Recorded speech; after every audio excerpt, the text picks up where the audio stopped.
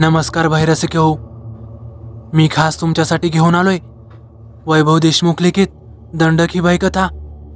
कथा मोठी असल्या कारणाने या कथेचे 3 भाग आपल्या चॅनलवर येणार आहेत। तर चला सुरुवात करूया आजच्या पहिल्या भागाला। शरणपूरमध्ये त्या भयानक संकटाला सुरुवात झाली होती। हळूहळू ते संकट एका एका घरापर्यंत पोहोचत होतं। मृतदेहाचे आकडे दिवसागणिक वाढतच चालले होते। दिवस ओलांडून रात्र झाली की शरणपूरमधील प्रत्येक व्यक्ती मृत्यूच्या सावटाखाली येत होता। कधी कुणाचा मृत्यू होईल याचा काही अंदाज येतच नव्हता। कितीही संरक्षण घेतलं तरी ते भेदून एकेकाला मृत्यू गाठत होता। मृत्यू तरी कसा?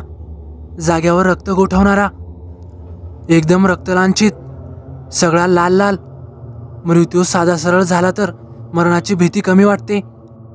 नैसर्गिक मृत्यूचा शोक साधा सरळ करता येतो, पण जर तो मृत्यू नैसर्गिक नसेल तर, तो अनैसर्गिक किंवा अमानवीय असेल तर। आणि याच अमानवीय मृत्यूने शरणपूर हादरले होते। साध्या सरळ मृत्यूची कल्पना येथे कधीच तोकडी पडली होती। एखाद्याचा मृत्यू झाला तेव्हा त्याचे शरीर असंख्य जखमांनी भरलेले असे। आतील सगळे रक्ताळेल आतडे बाहेर लोंबत असत। पोट, पाठ, तोंड, मांडी, त्याचं डोकं अक्षरशः फोडलेलं असे। पोटातील मोठे आतडे रस्त्यावर पांगललेले दिसत। शरीराचा एक एक अवयव तोडलेला असायचा। ते सगळे मृत शरीर बिभत्स दिसायचे। मृत्यूनंतर सगळ्या शरीराची विटंबना झालेली असायची। एवढे क्रूर कार्य रात्री अवतीभोवती चालायचे। प्रत्येक मृत झालेल्या व्यक्तीच्या त्या निर्जीव चेहऱ्यावर प्रचंड भीती दिसायची, जसे काही मरणा अगोदर त्याने काहीतरी भयंकर पाहिलं असावं। एवढा सगळा तो रक्ताचा भयंकर पट पाहून शरणपूर मुळापासून हादरलं होतं। मृत्यू का होतो, नेमका कुठे होतो आणि कसा होतो, या सगळ्या प्रश्नांची उत्तरे अजूनही अनुत्तरित होती। अंधारातून वेगाने एखादा तीर यावा, तो छातीत घुसावा आणि जाग्यावर कंठस्नान व्हावे, तसा काहीसा हा प्रकार घडत होता। अचानक कुठून तरी मृत्यू वेगाने यायचा आणि एखाद्याचा जीव घेऊन पुन्हा गायब व्हायचा। घनदाट अंधाराने सगळा परिसर निपचित पडलेला असायचा। शरणपूर झोपीच्या अधीन असायचे। झोप कसली? मुटकुळे मारून माणसे मलून होऊन पडलेली असायची। हळूहळू घनघोर अंधार हातपाय पसरून वाढायचा। आजूबाजूची भेसूरता वाढायची। रातकिड्यांचा, सरपटणाऱ्या प्राण्यांचा, बाजूच्या जंगलातील श्वापदांचा आवाज अचानक टिपेला पोहोचायचा। रस्त्यावर उभे असणारे लोखंडी खंबे आणि त्यावरचे ते पिवळे दिवे अचानक विझायचे। सगळा अवतीभोवतीचा परिसर निपचित व्हायचा। एक घनघोर स्मशान शांतता सगळीकडे पसरून जायची। शांतता क्षणाक्षणाने वाढायची आणि तो क्षण जवळ यायचा। सगळा परिसर त्याच्या स्वागताला तयार व्हायचा। सगळे वातावरण हळूहळू अनैसर्गिक आणि अमानवीय बनायचे। सगळे शरणपूर त्याला अनुकूल व्हायचे आणि मग तो यायचा, संथ पावले टाकत, आपला एक लंगडा पाय जमिनीवर रखडत रखडत। सगळा गाव त्याला दुडक्या चालीत फिरून बघायचा आणि तो आपले सावध शोधायचा। त्याचं नाव होतं दंडक, मानव योनीबाहेरील राक्षस। त्याचा सगळा अवतार घृणास्पद, एकदम बिभत्स, टोकाचा क्रूर। उंची सामान्य माणसापेक्षा कितीतरी जास्त, जवळजवळ 7 फूट उंचीचा। या जगातील एवढ्या उंचीचा तो नव्हताच। तो मानवच नव्हता। शरीर बलदंड, शक्तीने परिपूर्ण, पण त्या शरीराचे आकृतिमान मात्र वेडेवाकडे। त्याचे बोटे लांबच लांब, त्या बोटांवरच्या नखांचा आकार अणकुचीदार। त्या लांब नखांनी एखाद्या श्वापदाचे मुंडके सहज बाजूला झाले असते। ते नखे एवढे टणक होते की त्याच्या एका वारामध्ये एखाद्या माणसाचे सगळे शरीर फाटेल। कदाचित शरणपूरमधील हे सगळे मृत्यू याच नखांनी झालेले असावेत। शरीरभर जागोजागी काळे केस, वर डोक्यापासून ते खाली पायापर्यंत त्याला सगळ्या केसांचे आवरण प्राप्त झाले होते.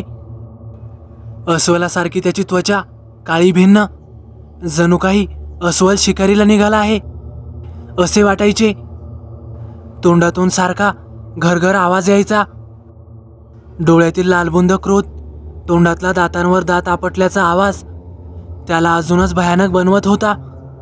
आणि या सगळ्यांच्या वर सर्वात भयानक जाणवायची त्याची ती खरडत खरडत चालण्याची चाल. तो एका पायाने लंगडा होता, खरडत खरडत चालायचा. पण तो तसा चालायचा तेव्हा त्याच्या चालण्यात एक क्रूरता जाणवायची, एक भयानकता जाणवायची. त्या चालीतून भीतीचे संकेत आजूबाजूला पसरायचे आणि त्या भीतीचा संसर्ग सगळीकडे पसरायचा. हळूहळू ती भीती सगळ्यांचे रक्त गोठून टाकायची. तो एकटाच असायचा. हातात कोणतेही शस्त्र नव्हते, ना कोणती सामग्री. बोटावरचे नखे आणि तोंडातील ते मोठमोठे सुळे हेच त्याचे शस्त्र होते. त्याला मरण नव्हते, ना भविष्यात कोणता मृत्यू. तो अमर होता. तो 2 दशकांपासून बंदिस्तच होता. तो बंदिस्त होता तेव्हा सगळे सुखी होते, पण आता तो जागृत झाला होता. त्याला कोणीतरी जागृत केलं होतं. शरणपूरवर त्याला काळ बनवून सोडलं होतं. तो आता हळूहळू सगळा गाव गिळंकृत करणार. पुढचे सगळे नाट्य महाभयंकर होते.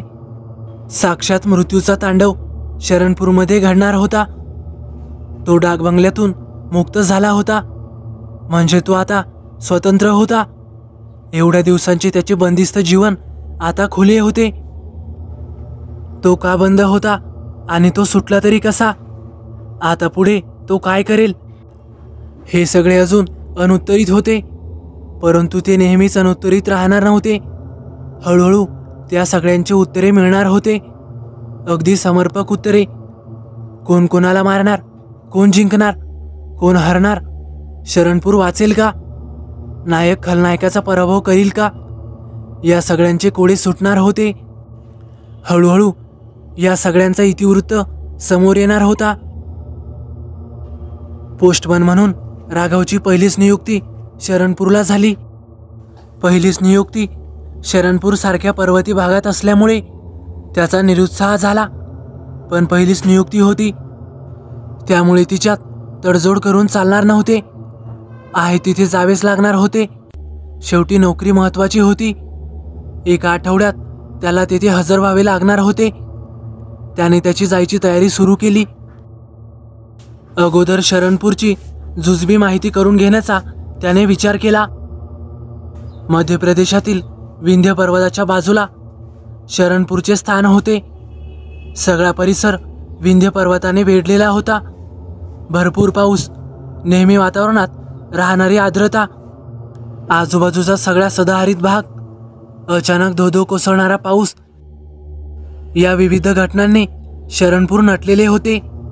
शरणपूरच्या अगदी जवळच घनदाट अरण्य होते. त्याच्या अगदी वेशीपासून जंगलाचा परिसर सुरू होत असे.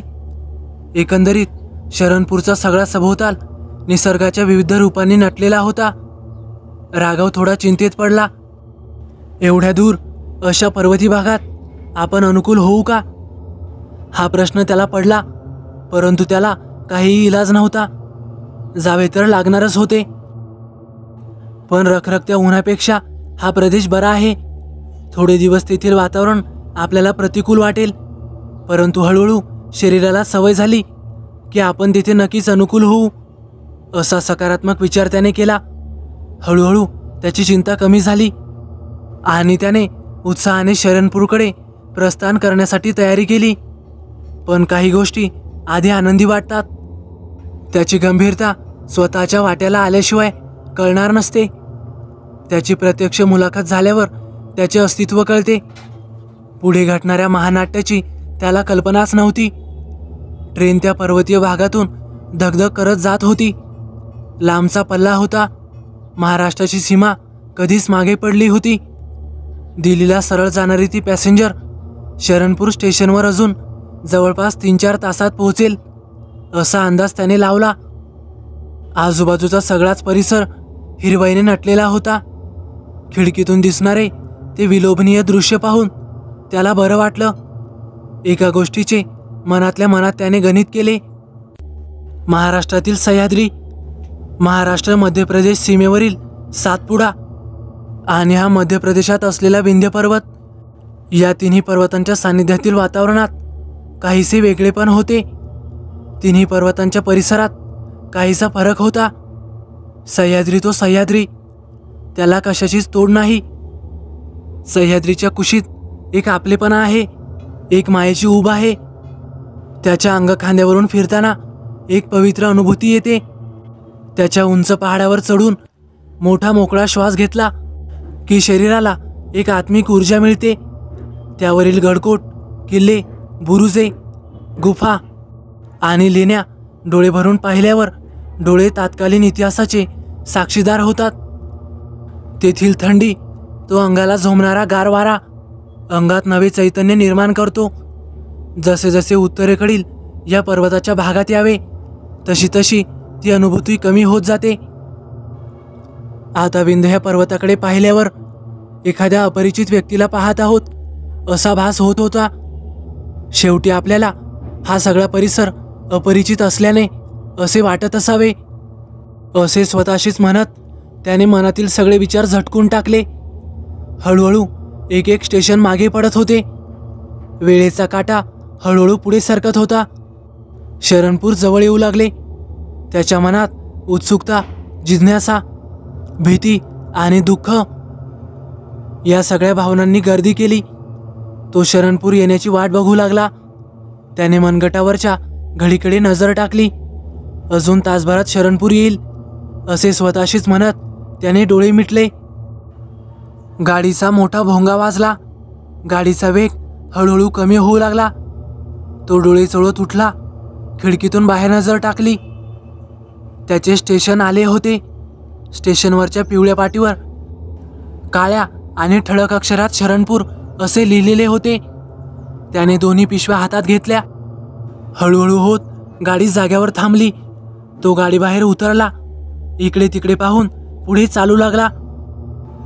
गाडी हळूहळू जाग्यावरून हलली आणि स्टेशन ओलांडून पुढे निघून गेली. स्टेशनवर आता केवळ तो आणि इतर निर्जीव वस्तूच उरल्या होत्या. सायंकाळचा सुमार असल्याने स्टेशन सामसूम होते. त्याने पिशव्या खांद्याला अडकवल्या. तसा चालत स्टेशनच्या कार्यालयाकडे गेला. सगळे स्टेशन रिकामे दिसत होते. एखाद्या खितपत पडलेल्या वाड्यासारखा तो स्टेशनचा परिसर दिसत होता. बरेच पुढे गेल्यावर एका खोलीत स्टेशन मास्तरचे कार्यालय होते आणि तेही बंद. तिथे कोणीही उपस्थित नव्हते. तो मात्र आता भुचकाळ्यात पडला. इथे तर सगळे सामसूम दिसत आहे.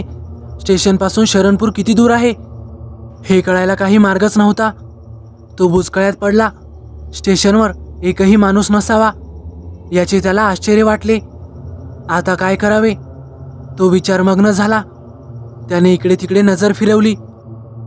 स्टेशनपासून 200-300 मीटरवर दक्षिणेला त्याला काही गुरे चालताना दिसली आणि त्यांच्या पाठीमागे काठी हातात घेतलेला एक इसम दिसला. त्याला बघून त्याला थोडं हायसं वाटलं. चला, कोणाची तरी सोबत मिळाली याचा त्याला आनंद झाला. त्याने खांद्यावरच्या पिशव्या पुन्हा एकदा नीट सरळ केल्या. जरा वेगाने पावले उचलत तो त्याच्याकडे निघाला. सायंकाळ वर जात होती. हळूहळू अंधार दाटून येत होता. वातावरणात थंडी जाणवू लागली. पर्वती भाग असल्याने थंडीची तीव्रता जरा जास्तच होती. शरीरावर काटे उभे राहत होते. 5-10 मिनिटाच्या धावपळीनंतर तो त्या गुराख्याजवळ पोहोचला. शरणपूरला कोणता रस्ता जातो त्याने गुराख्याला विचारलं. हे सगळे गुरे शरणपूरला जात आहेत. मीही शरणपूरचाच आहे. गुरे चारायला इकडे आलो होतो. तो गुराखी त्याच्याकडे नवलाईने पाहत उत्तरला. चला, म्हणजे मला सोबत मिळाली. स्वतःशीच असे पुटपुटत तो त्या गुराख्याच्या पाठीमागे निघाला. खाली रुळलेली पाऊलवाट होती, परंतु पाऊस सतत असल्याने ती ओली झाली होती. त्यावर सर्वत्र चिखल झालेला होता. चालताना त्रास होत होता. 2 पिशव्या खांद्यावर असल्याने खाली त्या ओल्या जमिनीत पाय आतपर्यंत जात होता. आजूबाजूचा सगळा परिसर गवत, खुरटी झुडपे, डेरेदार वृक्ष, हिरवाई यांनी नटलेला होता. नेमकाच पाऊस उघडल्यामुळे वातावरण आल्हाददायक झाले होते. गुराखी मजेत गाणे गुणगुणत काठी फिरवत पुढे चालत होता. थोड्याच वेळात आम्ही शरणपूरमध्ये पोहोचलो. गाव तसा जुन्याच वळणाचा होता. सर्व बाजूंनी पहाडी प्रदेश, एका बाजूने पांढरी फेसाळ वाहणारी एक स्थानिक नदी आणि एका बाजूचे लांब पसरत गेलेले जंगल. या घटकांनी सगळा गाव मजेदार दिसत होता. गावात मध्यम स्वरूपाचे कौलारू घरे, वाडे, झोपड्या वसलेल्या होत्या. काही टोलेजंग वाडे अजूनही उभे होते. मोठ्या शहरापासून गाव थोडा दूर असल्याने पाहिजे तेवढ्या भौतिक सुविधा गावात दिसत नव्हत्या. आता रात्र झाली होती. गुराखी तसाच पुढे निघून गेला. गावातील पोस्ट ऑफिस कुठे आहे हे त्याने लांबूनच दाखवलं होतं. हा पिशव्या खांद्यावर घेऊन पोस्ट ऑफिसच्या दिशेने चालू लागला. ऑफिसला फक्त कळीच लावलेली होती. त्याने ती कडी काढली. 2 खोल्यांचे ते ऑफिस जुन्या पद्धतीचे होते. तो आतमध्ये गेला. पिशव्या बाजूला ठेवल्या. आजची रात्र इथेच काढावी लागणार. गावात कोणाच्या घरी जाता पण येणार नाही. जुन्या पोस्टमनचे घर आपल्याला तर माहीत पण नाही. उद्या कुठेतरी खोली पाहू. जुन्या पोस्टमनकडून चार्ज घेतल्यावर मग पुढची काहीतरी व्यवस्था करू असा विचार करून त्याने बॅगेतून जेवणाचा डबा अंथरून पांघरून बाहेर काढलं. जेवण केलं. थोडी जागा स्वच्छ करून तेथेच अंथरून टाकून तो झोपी गेला. दिवसभराच्या ट्रेनच्या प्रवासाने तो थकला होता. शरीर दमले होते. त्यामुळे त्याला अंथरुणात अंग टाकल्या टाकल्या झोप लागली. दुसऱ्या दिवशीची सकाळ प्रसन्न करणारी होती. आजूबाजूचे वातावरण हिरवेगार झाले होते. शहरी किरकिरीपासून गाव दूर असल्याने तिकडे असणारी भाऊगर्दी इथे अजिबात जाणवत नव्हती. सगळे कसे उत्तम आणि आल्हाददायक होते. 9च्या सुमारास जुना पोस्टमन ऑफिसमध्ये आला. जुना पोस्टमन दिलदार माणूस होता. केशव म्हात्रे असे त्याचे नाव होते. दोघांची जुजबी विचारपूस झाली. सगळे जुने रेकॉर्ड त्याने राघवच्या हवाली केले. सगळे सोपस्कार पार पाडले. केशव, मला गावची जरा माहिती सांग, म्हणजे एकंदरीत गाव कसा आहे हे मला समजेल. थोडी गावाविषयी कल्पना असलेली बरी. राघव त्याच्याकडे पाहत म्हणाला, गाव तसा चांगला आहे. जुन्या वळणाचा आहे. सगळी भोळीबाबळी गरीब माणसं आहेत. काही वाईट प्रवृत्तीचीही आहेत, पण ते मोजकेच आहेत. परिस्थितीने साधारण सगळे 15-20 घरे सोडली तर सगळे शेती करणारे आहेत. गावात छोटे व्यापारीही आहेत. दुकानदार आहेत. लोहार, सुतार, न्हावी, सोनार, वाणे अशा वेगवेगळ्या जातीचे माणसे सर्वत्र विखुरलेले आहेत. गावात काही सावकारांचे घरे आहेत. त्यातील रमण सावकार ही मोठी असामी, मोठा मगरूर माणूस. काम काढून घेण्यासाठी सामदाम दंडभेद या सगळ्या मार्गाचा वापर करणारा. त्याच्यासारखीच त्याच वळणाची पुन्हा 10-15 लोके गावात आहेत. रागेश्याम मारवाडी, लाकडांचा व्यापार करणारा. अंबरखोत, डॉक्टर शिवराज शर्मा, आश्रमातील मोठे महाराज महंत गोपालदास आणि अजून बरेच आहेत. यांच्यापासून जेवढे दूर राहता येईल तेवढे दूर राहा. सगळा गाव यांना दबून असतो. एकंदरीत मध्यम स्वरूपाचा गाव आहे. जरा शहरापासून लांब असल्याने थोडा अडगळीत असल्यासारखा जाणवतो. थोडे भौतिक साधनही कमी आहेत. जंगलाचा जास्त भाग असल्याचा तो परिणाम. रस्ताही कच्चा आहे. दिवसातून एक बस गावात येते. तीच काय ती शरणपूरला बाहेरच्या गावांशी जोडणारा दुवा. केशव पोस्टमन सगळ्या गावाचे वर्णन सांगत होता. राहण्याची व्यवस्था कुठे होईल, किंवा मग आपले सरकारी राहण्याचे ठिकाण असेल ना, राघवने त्याला प्रश्न केला. गावात काही ठिकाणी खोल्या मिळतील भाड्याने, केशव जरा चाचपडत म्हणाला. राघवने विचारलेल्या सरकारी राहण्याच्या ठिकाणाच्या प्रश्नाचे उत्तर त्याने देण्याचे टाळले. हे राघवच्या लक्षात आले. राघव बुचकळ्यात पडला आणि थोड्या वेळाने त्याने पुन्हा तोच प्रश्न केला. राहण्यासाठी काही सरकारी व्यवस्था असेल ना, एखादे घर, इमारत, बंगला वगैरे काहीतरी. आपण सरकारी नोकर आहोत. राघवच्या त्या प्रश्नाने तो गोंधळात पडल्यासारखा वाटला. कदाचित त्याला त्या प्रश्नाचे उत्तर देण्याचे जीवावर आले असावे. व्यवस्था आहे गावाच्या बाहेर. थोड्या अंतरावर एक डाकबंगला आहे. पोस्टमास्तर आणि पोस्टमन यांना राहण्यासाठी तो बांधलेला होता. इंग्रजांच्या काळातच तो बांधला गेला होता. आपले पोस्टमास्टरही इथे राहत नाहीत, ते शहरात राहतात. इथले सगळे काम पोस्टमन म्हणून मीच करत होतो. पण मीही त्या डाकबंगल्यात कधी राहिलो नाही. तो चेहरा लपवत राघवला म्हणाला, एवढा मोठा डाकबंगला राहण्यासाठी असताना तिथे कोणी राहत का नाही? राघवने भाबडेपणाने त्याला प्रश्न केला. केशवच्या नजरेत जरा भय दाटून आले. तो आता निर्वाणीच्या स्वरात राघवच्या डोळ्यात बघत त्याला म्हणाला, राघव, हे बघ, अनेक वर्षांपासून त्या बंगल्यात कुणीच राहत नाही.